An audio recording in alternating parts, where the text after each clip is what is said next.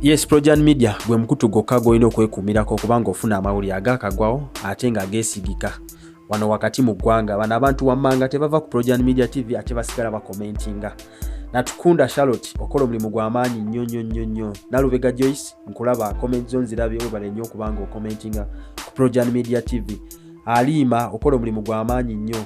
Namata Juliet okola omulimu gw'amaanyi nnyo. Kaketo Sharif okola omulimu gw'amaanyi nnyo webale kwekumya ku Projan Media TV. Oyo gaya ayina erinnya lya Mbuwalabu nkulaba nawe kw'olinyo webale kwekumya ku Projan Media TV. Webale nnyo okusiima emirimu gye tukola. Kakinina Sala Zoka webale kwekumya ku Projan Media TV. Karo gwe Sala Zoka nawe webale kwekumya ku Projan Media TV. Abalala bali mu WhatsApp group mwena namba tumide Team Oman, Team Saudi Arabia, Team Jordan, Team Muscat, wali abave Muscat awo mwebale kwekumya ku Projan Media TV, Team USA, Team Canada n'abalala abali mawanga amalala bonna abali wakati wano mu Uganda Kampala mwebale kwekumya ku Projan Media TV. Omuyimbi ndoza abantu abasinga gwe bakoye mawulire n'abula atati akola mawulire olw'ensonga ebintu ebimu byakola ebirungi ebigasa ensi eggwanga lyaffe yadde abamu babitwalanga ebitagasa eggwanga lyabwe kuba endowooza yaabwe siiza kubanga mbaziyiza okulooza nga bwe baagala. Kyaddaaki Kenzo avuddeyo n'ayogera ku bintu ebimu eyinza okuwa omuntu essanyu mu 2020. Mu bino ebintu byayogedde abantu be bayinza osuubira oba abasajja abaseeguseegu be bayinza osuubira okwegadanga tekiriimu oba okugikwatako tekiriimu mu bintu ebiyinza okuwa omuntu essanyu oba ye kennyini ebimuwa essanyu. Kenzo mu bintu ebimuwa essanyu avuddeyo ku Instagram ye n'agamba nti ekiyinza okuwa omuntu essanyu akitadde mu luzungu, happiness is found when you stop comparing yourself to other people.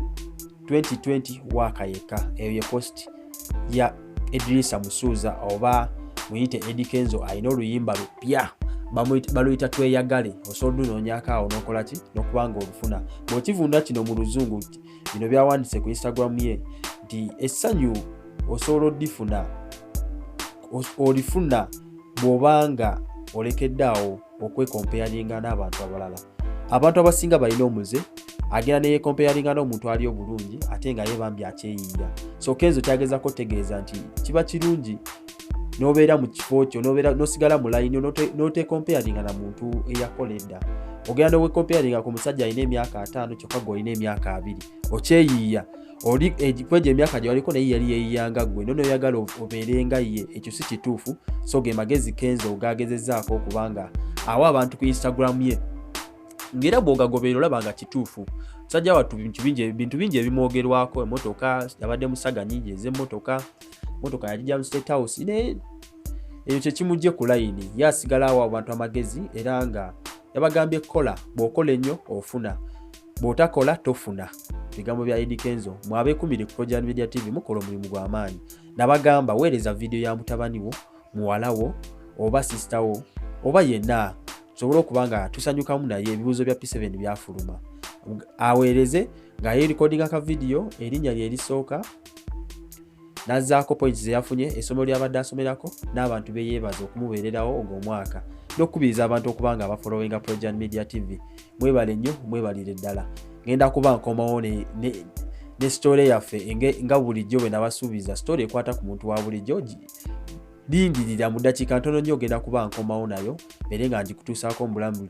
Okubbirako katono ono muwala oba muyite omukyala akulidde mu myaka okubbirako kutano ku story yaffe nejja. Omukyala akulidde ku myaka yatutuukiridde n'abanga atutegeeza nti yafuna omwami. Okubbirako katono yafuna omwami naye omwami yamufunisiza olubuto ne bawala be babiri. Teeberezaamu kankomewo n'eyo story.